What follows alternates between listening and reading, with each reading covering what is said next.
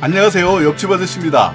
오늘은 2024년 기초생활수급자 자격을 유지하기 위해서 꼭 알고 있어야 하는 통장 입금액과 횟수, 그리고 통장 잔액 보는 이유와 통장 잔액이나 금융자산이 얼마까지 가능한지에 대해서 알아보겠습니다. 오늘 영상은 꼭 기초생활수급자뿐만 아니라 나이가 좀 있으신 분들은 한 번쯤 들으시고 참고해 두시면 좋겠습니다. 이런 내용을 모르고 계셨던 분들 중 나중에 좀 난감했던 사연이 있어서 말씀드립니다.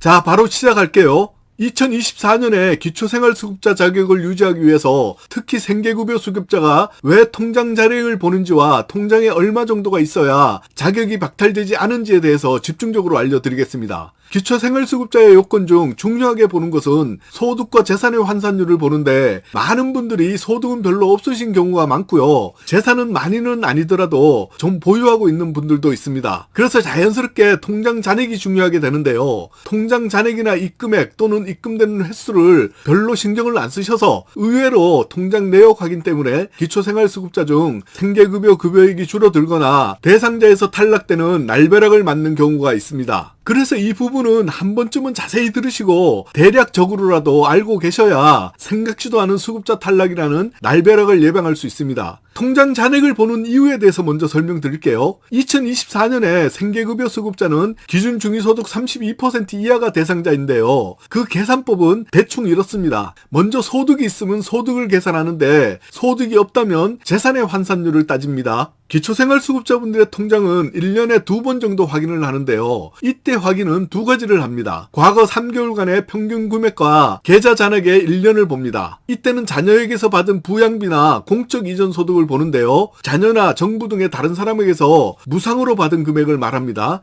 만약 월급을 받고 있다면 이때는 건강보험공단이나 국민연금공단, 국세청 등을 통해서 확인을 하니까 통장 입출금에서 보지는 않는데요. 그러나 무상으로 통장에 누군가로부터 연 6회 이상 돈이 수시로 입금되는 경우와 연 5회 이하라도 한 번에 많은 금액이 입금이 되면 이것을 확인하는 겁니다. 그래서 이런 것은 조금 신경을 쓰셔야 하는데요. 자식이나 친척에게서라도 일정하게 받은 돈이 이렇게 입출금이 확인되면 수급 금액이 줄어들거나 금액의 크기에 따라서는 수급자 탈락이라는 최악의 경우를 당할 수도 있으니까 이 부분 반드시 알고 계셔야 합니다. 또 한 가지는 지인이나 친구에게 빌리는 돈도 조심하셔야 하는데요. 한 달만 빌렸어도 수급자에서 탈락되는 최악의 경우도 발생할 수도 있습니다. 다만 2024년에는 기준 중위소득 15%까지는 괜찮은데요. 1인 가구 기준으로는 대략 33만 4천 원 정도이고 2인 가구 기준 55만 2천 원 정도입니다. 이것은 이 정도만 알고 계시고요. 수급자라면 통장으로 입금되는 것은 무조건 조금 조심하시는 것이 좋습니다.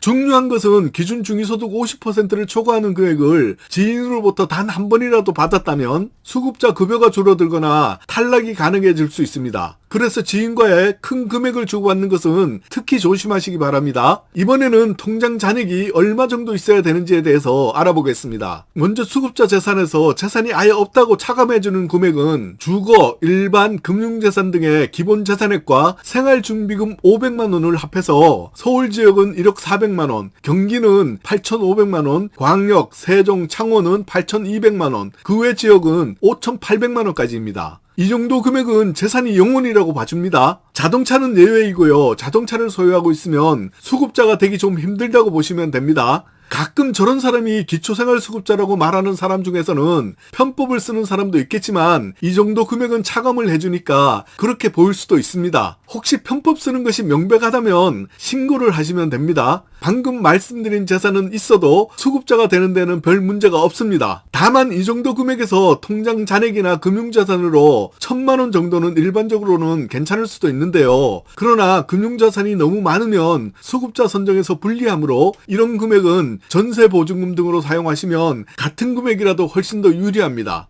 예를 들면 보상금, 퇴직금, 보험금 등의 일시적으로 1천만 원 정도가 생긴 경우는 통장 사용 내역을 볼 수 있는데요. 이럴 때는 집 보증금 등으로 사용하였다면 주거용 재산으로 산정하기 때문에 현금으로 가지고 있는 것보다 좀 더 유리하고요. 대출 상환이나 의료비, 장제비, 교육비 등은 감안을 해주기는 하는데 이때는 부채상환 증명서, 의료비, 교육비 영수증을 반드시 가지고 계셔야 합니다. 그리고 일반 사용 금액은 기준 중위소득의 50%를 차감해주고 나머지를 수급자가 통장에 이만큼의 금액을 소유하고 있다고 봅니다. 이 내용은 개인에 따라서 조금씩 달라질 수 있으니까 좀 더 정확한 사항은 주민센터 담당자와 한 번쯤은 반드시 상담하셔서 확인해 두시고요. 통장 입출금 내역이 높아질 것 같으면 조절하시기 바랍니다. 오류나 좀 더 구체적이고 새롭게 아는 꿀팁이나 정보 있으면 댓글로 정보 공유 부탁드리고요. 미리 감사 인사 드릴게요. 땡큐입니다.